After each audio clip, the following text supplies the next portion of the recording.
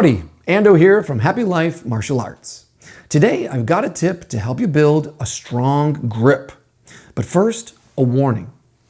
As you can see, I've had a little problem with my hand lately. The cause? Too much of this and not enough of that. It's called trigger finger. Now, I'm not a doctor, but I can tell you that my trigger finger was basically an overuse injury. Maybe you can relate. If you're a martial artist, you probably spend a lot of time punching, grabbing, maybe swinging sticks and staffs around, maybe lifting weights or playing around with battle ropes. But let me ask you something. How much time do you spend extending your fingers? How much time do you spend stretching your fingers? Well, if you keep squeezing your hand all the time, you can develop a nodule. It's like a callus, except instead of being on the outside, it's on the inside, on your tendons. And if that nodule gets too big, it gets stuck, which means your finger gets stuck, which sucks. So what do you do if that happens? I'll tell you.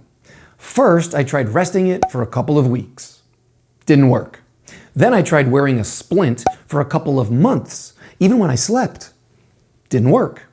I tried ice, heat, massage, 2 cortisone shots, swearing, jabbing it with a pen.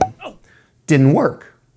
No joke, for a year and a half, I was not able to make a solid fist with this hand or play the violin. To be fair, I don't own a violin, but what if I wanted to? The bottom line is, eventually, I had to say yes to a little surgery, which, trust me, is a real pain in the hand. And I don't want that to happen to you. So here's my advice. Tip number 1, listen to your body. I have a confession.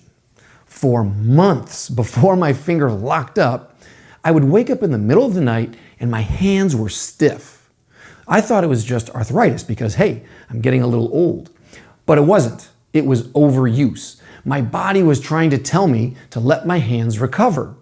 But I didn't want to hear that. I wanted to train. Don't make that mistake. Whether you're learning a new skill or grinding away at an old skill, always give your body time to adapt, heal, and recover. Your body is talking to you through fatigue, soreness, and pain. Listen to it. Tip number 2, balance your training.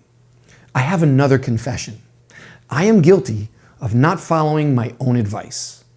Maybe you saw a video I made years ago about a shoulder injury. The cause of that injury? Too much of this and not enough of that. Whoops, I did it again. Yes, I still believe in building a grip by squeezing and flexing your fingers closed.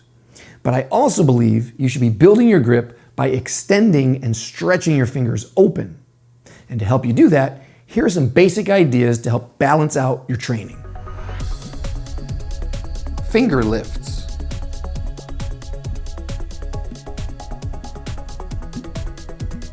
Finger flicks.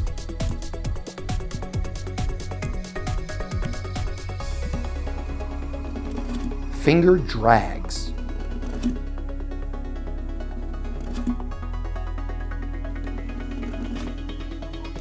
Rubber bands.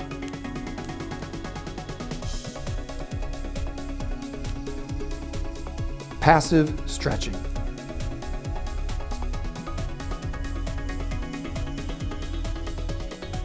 It's not complex. Just open your hand. Now, you might be wondering, how many reps? How many sets? How many days a week should I do this? Let me give you the answer I got from a physical therapist when I was rehabbing my shoulder. 1 for 1. Yep, that means for each push, there's a pull. For each flexion, there's an extension. 1 for 1. Okay, another confession. I didn't do that. And I'm never going to do that. There's no way I'm ever going to stand at a heavy bag and count the number of times I squeeze my hand, then stand there for another round stretching a rubber band the same number of times. No way. But what I am going to do, and what I recommend that you do, is whatever you can, whenever you can. What does that mean? It means now you're aware that an imbalance in your training can lead you to serious problems. So any effort you make to balance out your training is better than no effort. So maybe when you go to the gym, you focus on hitting the bag. But when you're sitting on the couch watching TV, you can focus on stretching your fingers. Maybe if you spend a lot of time curled up, either taking hits or grappling, you also find time to open your shoulders and expand your chest while you're in the car or standing in line at the market. The point is, be aware of what you're asking your body to do, then make time to do the opposite too. Man, I love a good rhyme. Or a bad one. Anyways, listen to your body and balance your training. Push, pull.